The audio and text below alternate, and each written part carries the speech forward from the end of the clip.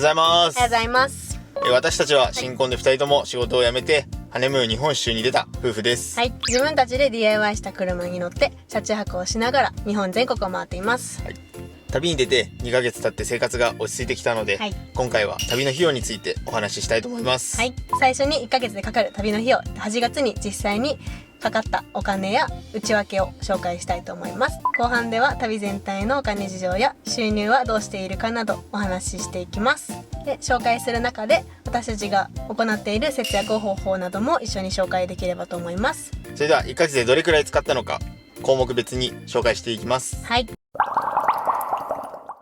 ではまず8月の支出の総額ですが、こちらが129,863円です。はい。だいたい13万円ほどかかっています。そうですね。これの中には固定費、税金とか保険とか携帯代とかも固定費になるので、それはまた別の予算として取っているので、この中には入れてません。はい。今回あくまで1ヶ月かかる生活の変動費、はい、変動するお金のみを計算しています。はい。で、もともと予算は10万から13万ぐらいで考えていたので、ギリギリセーフ。そうだね。今回はギリギリ、8月はなんとか予算内に収めることがギリギリですけど、ね、できた。じゃあ内訳に入りましょうか。はい。最初食費ですね。これは外食費とか、自分たちで車で食べた自炊したお金とかも全部含めて食費としています。で、その食費総額53,715円です。うん。で、その中で外食費が25,289円。この中にはカフェで編集したりする時が結構あるので、その時のカフェ代なども含まれています。はい。で、自炊したお金が28,426円です。うん。こんなもんじゃないかな。そうだね。もともと旅に出る前に2人で住んでいた時の食費がだいたい3万円前後だったので、そこはあまり変わってないのかな。そうだね。おかしいよね。おかしいね。だってめっちゃ料理したりとか。確かにおかしいね。なんでそんなに節約できてたんだろう。車生活なので、食材を安く買いだめしておくことができないので、その分割高になってしまってるので、これぐらいかなというところですね。そうですね。冷蔵庫がないんでね、うちね。はい。続いて日用品。これが6,521円です。はい。日用品ってどういうものかっていうと、ティッシュであったり、あとはちょっと体調悪くなった時に薬を買ったりしたので、そういったものもこの中に含まれています。はい。そうだね。アルコールシートとかもそうだね。そうだね。続いて、お風呂代。はい。が13,640円ですね。はい。お風呂は、基本節約としては、快活クラブを利用していて、ここはもう一番短い30分だと、1人200円ちょっと。そうだね。お店によってちょっと違うんだけど。2人で500円ぐらいには収まるので、快活がある地域では快活を利用することが多いです。これはもうどのバンライフやってる、YouTuber さんも紹介してると思うんですけど、やっぱ快活があるとないとで、ここのお金がだいぶ抑えられると思います。安いもんね。そう、他には、以前動画で紹介した、ホっていう雑誌ね。北海道に限られるんですけど、ホっていう雑誌を使って、ちょっといいホテルとかの日帰り入浴とかも半額とかね、無料で入れることがあるので、それが近い時はそれを使って入ったりもしています。で、基本お風呂はだいたいどんぐらいだろう。本当に1日編集で外に全く出ないとかの日は体拭きシートで拭いたり、で代用はしたりしてるんですけど、でもやっぱ観光行く前日とか、もちろん観光行った日とかは必ず入るようにしてて、だいたいだからそれで言うと、4日に1回は入らないかなぐらいですかね。そうね。これから冬になって汗かかない日も増えてきたら、もしかしたらもうちょっと節約できるかなっていうところですね。そうだね。で、次が洗濯代。はい。これが13,300円です。はい。これは結構なお金ですね。これが今3日に1回洗濯してるんだけど、夏は結局ね、汗かいちゃうから、なんか同じ服を着れないっていうのもあるし。そうだね。もうどうしても T シャツになっちゃうから、1回着たらもう洗濯になってくるとどんどん溜まってやっぱ3日に1回は回さないと、手持ちの服も追いつかなくなっちゃう。そういう感じで、あんまりね、服もいっぱい持ってこれてないので、3日に1回は洗濯するようにしてます。で、洗濯乾燥ができる場所を探して、その1時間の間に買い物行ったりとか、いろいろしてますね。編集したりとかも隙間時間でやってます。はい。続いて観光費ですね。これが6,220円です。で、これ内訳を言うと、まず、日和が負けた万栄競馬が、420円入ってます。8月ですからね。はい。あれが負けてなければ、ここがもうちょっと抑えられたということですね。そう。で、その次はアイヌコタンの古式舞踊を見た時のお金が2800円はい。かかりました。で、あと、ちょっと動画にはできなかったんだけど、網走監獄にも行っていて、そのお金が3000円はい。かかっています。ここはね、本当に動画できなかったんだけど、私ら楽しすぎて4時間半いたから。そう、ちょっとね、撮影がもう今できなくなってしまったので動画にできなかったんだけど。本当に残念だうね。ん、あ楽しかった。そこは楽しかった、本当に。観光は、自分たちが行きたいと思ったところは行くようにしていて、そこのちょっとお金は惜しみしないようにしています。まあでも、あと観光いっぱい行ってるんだけど、あとは大体入場料かかんないところとかが多かったので、今回は観光費としてかかったのはこの3カ所です。はい。次にお土産代ですね。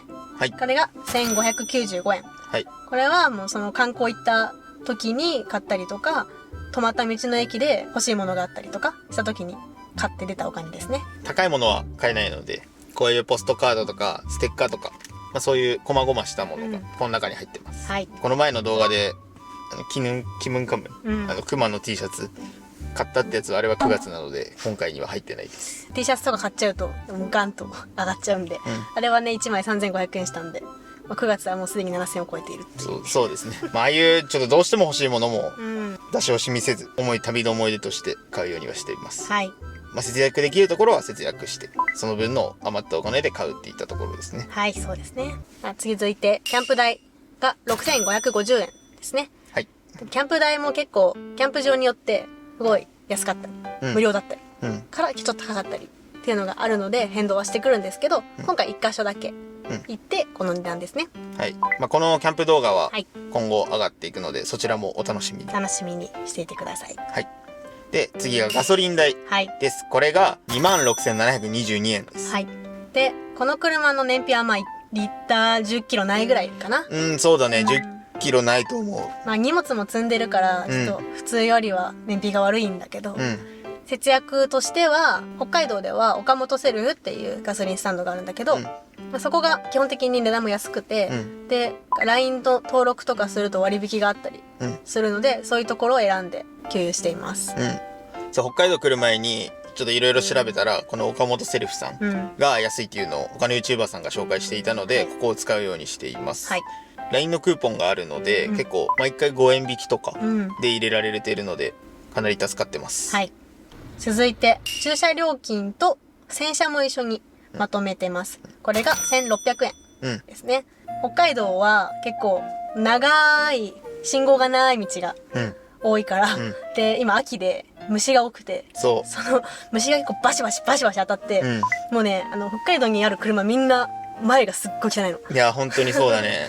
そうだから、普段そんなに洗車も、ほんと月1とかしかしてなかったんだけど、うんそれじゃ間に合わないぐらい汚れるので、うん。洗車は2週間に1回ぐらい、多分洗車代がやっぱりかかってきちゃうのと、駐車料金はね、観光の時に駐車場がない時にコインパーキング使ったりしているので、そのお金ですね。はい。で、今、ここまでのお金の総額が先ほどの129,863円に含まれているお金です。はい。予算内には収まってる。ちょっともうちょっとね、節約できるところはしていきたいとは思っています。そうだね、はいちょっとまだまだ節約できる余地はあると思うので、節約していきます。はい。固定費は予算に入れないで計算しているっていう話を最初に言ったんですけども、その固定費の中で携帯代は少し節約をしているのでお話ししたいと思います。2人の通信費が6444円。これはさっきの他には入ってないんですけど、2人とも今格安 SIM を契約しています。20ギガのプランなんだよね。そう、20ギガ。だから本来2人で4000円ぐらいで済むんだけど、ん今結構ギガ足んなくて。そで、結局、追加で買っちゃってるので、結局6000円いっちゃってるんですけど、ちょっとだから、これがポケット Wi-Fi にした方がいいのか、う。ちょっと今後は要検討していかないとかなっていうところですね。そうポケット Wi-Fi のお金もだいたい4000円弱。うん。で、今回ギガを買ってだいたい2000円ちょっと、2500円ぐらい、お金がプラスになってるので、一応ギガ買った方が安くはなってるんだけど、やっぱちょっと利便性がね、ちょっと悪いので、今後、このポケット Wi-Fi を買うかどうかは検討していきたいと思います。はい。で、一応契約している SIM は IIJ MIO っていう SIM を契約していて、あまり聞き慣れないかもしれないんですけど、ここはドコモさんの回線を使っていて、結構安定感があるので、うんいろいろ調べてそこにしました。もともと大手でね契約してた時は1人1万とかしてたんで、そうだね。うん1万ぐらいしてたね。旅出る前に調べて駆け足 SIM にしたので、そこはだいぶ節約になってると思います。まあその辺は私が、まあいろいろ。はい、まあなぜかは知りませんが、詳しいので。そうですね。なぜかは知りませんが。詳しいですもんね。はい、なぜかは知りませんが、詳しいので。助かりますね。はい。では先ほど言ったように税金とか保険料は入ってません。はい。ここまでが旅で出た支出の部分の内訳です。はい。それでは旅全体の資金についてお話ししたいと思います。はい。この旅で使っているお金はどうしたのか。我々はもう2年前ぐらいから日本一緒に出ることを決めていたので、はい。丸2年間2人で貯金を頑張りました。はい。もうそれに尽きるよね。ちょうど3年前ぐらいに行きたいねって話はしていて、で、そんで2年前ぐらいから本格的にうん2024年の7月から旅に出ようと決めたので、はいそこから貯金を始めました。はい。いろいろな YouTuber さんとかバーンライファーさんの動画を見て、月に10万から15万ぐらいあれば生活できるっていうのを聞いたので、一応無収入でも1年間は生活できるぐらいは貯めましたね、2人で。そうですね。頑張ったね。頑張った。本当に頑張った。もう普通に家に住んでる時から節約もずっとしてたね。ずっとしてたね。あんまり外食とかもせず、頑張って試してたね。で、旅は2年間で考えているんですけど、その今貯金で1年間は持たせよううん。っていうところで、で、もう1年はどうするのってなった時に、今私の方で YouTube の動画編集の仕事も少しずつ今やっています。自分たちのチャンネルとは別でね。で、その仕事の収入が少しあるので、まあそういった部分もプラスしていきながら、まあ2年間旅をしていく予算を見ています。はい。もちろん、このまま、このチャンネルが伸びて、収益化したら嬉しいなとは思ってますね。そうだねでもね。まあでもそれを軸に考えちゃうと旅楽しめないので、まあ1年間は何もしないでも生活できるように頑張りました。はい。動画編集の仕事も、まあ、そのサラリーマン時代ほどの給与があるわけではないので、うん。どうしても2人とも今貯めてた貯金を切り崩しながらはい今生活をしている状態です。はい。安定しないしね、こういう仕事はね。そうだね、ちょっと収入が確実にこのいくら入るっていうわけではないので、もちろんゼロの月もはい。当然あるので、その動画編集の仕事を主軸として考えているわけではないです。はい。まあそんな感じですかね。そうだね、お金についてはちょっと初めて話すけど、うん。こんな感じです。まだまだ自分たちのチャンネルは収益化がちょっとできていないので、しばらくは貯金を切り崩しながらの生活になるかなと思いますね。そうですね。でも楽しい旅はできているので、はい。はい、皆さんも日本一周する際の参考になれば幸いです。いるかなそんないっぱい。あんまいないかもしれないですけど。あんまいないかもね。まあ少しでもね、参考になる人がいたら嬉しいですね。そうですね。まあこんな感じで我々は生活しております。はい。はい。ということで、今回の動画は以上となります。はい今後も旅が続いていくので、動画をお楽しみに。見てください。この動画いいなと思ったら、チャンネル登録と高評価、そしてコメントもよろしくお願いします。お願いします。それではまた次回の動画で。バイバーイ。イ。